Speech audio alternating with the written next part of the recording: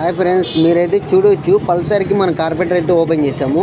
ఇక్కడ రబ్బర్ చూడొచ్చు ఎలా ఫిట్ చేశారు. ఆల్రెడీ ఓపెన్ చేశారు ఒకసారి ఎవరు.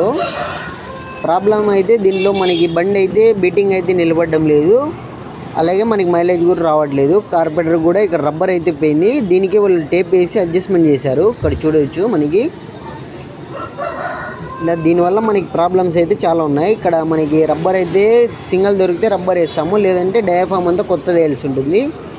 అందుకని చెప్పేసి చాలామంది ఏం చేస్తుంటారంటే డయాఫామ్ ఓపెన్ చేసి పెట్రోల్తో కడగడం వల్ల ఇలాగ అయి ఉంటుంది, ఎక్స్పాండ్ అయిపోతుంది. పెట్రోల్తో కడగకూడదు, ఎప్పుడు కూడా మనం ఓపెన్ చేసి పక్కన పెట్టుకోవాలి. ఓన్లీ కార్పెంటర్ మాత్రమే చేయాలి, అది కూడా ఏదైనా ప్రాబ్లం ఉంటేనే ఓపెన్ చేయాలి. పల్సర్ కానీ పెద్ద పెద్ద వెహికల్స్కి, యూనికాను, షైన్ అలాంటి వెహికల్స్కి ఇది ఆటోమేటిక్ కార్పెంటర్ కాబట్టి మనం ఎక్కువ అయితే ఓపెన్ చేయకూడదు. ఏదన్నా ప్రాబ్లం ఉందంటేనే మనం ఓపెన్ చేయాల్సి ఉంటుంది. అనవసరంగా ఓపెన్ చేసి ఇలాంటి ప్రాబ్లమ్స్ అన్నీ క్రియేట్ అవుతాయి మనము.